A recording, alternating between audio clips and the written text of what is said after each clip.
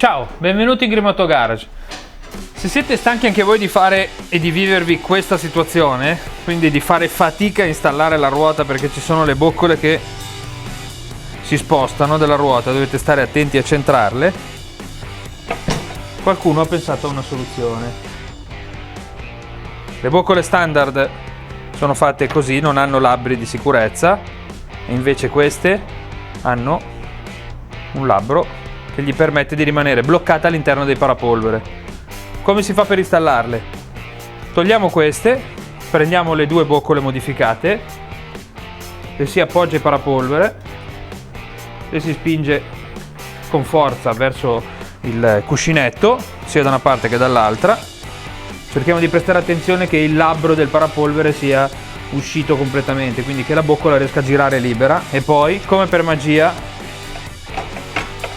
la ruota si installa in un attimo e smette di fare fatica. Quindi boccole installate, ruota, perno, ruota montata. E adesso arriva il bello, perché le boccole ci sono anche per il posteriore, che è molto più difficile da montare, pesa di più e si fa molta più fatica. Adesso passiamo alle boccole posteriori.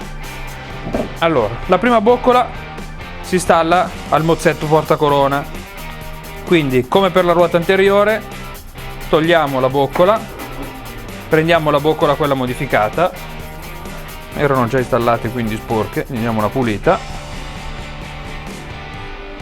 ci si appoggia al parapolvere, la si spinge dentro, controlliamo che il labbro del parapolvere sia uscito e questa adesso rimane bloccata. Abbiamo già tolto la boccola dal cerchio, l'altra boccola modificata, andiamo al cerchio posteriore,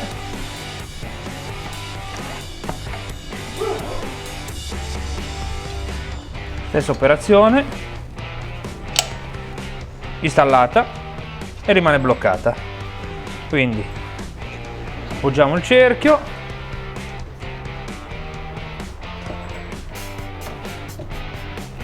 la boccola interna,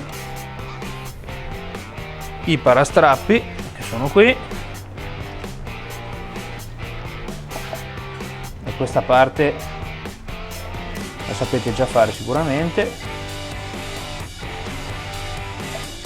quindi qui è comunque tutto facile. Appoggia bene, lo spingiamo bene dentro, ruota posteriore,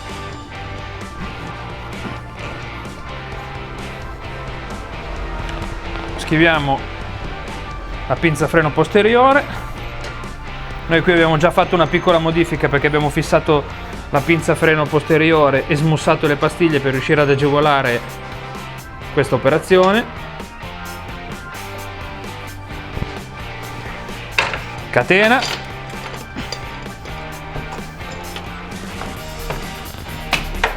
perno ruota.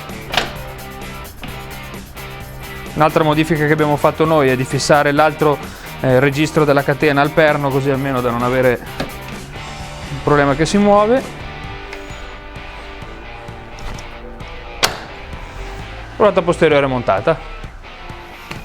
Andiamo a fissare poi il dado, tutta questa parte che però non varia dall'installazione delle boccole.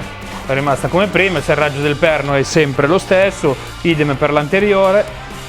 La praticità è non avere più le boccole che continuano a cadere, che complicano la vita dell'installazione delle ruote.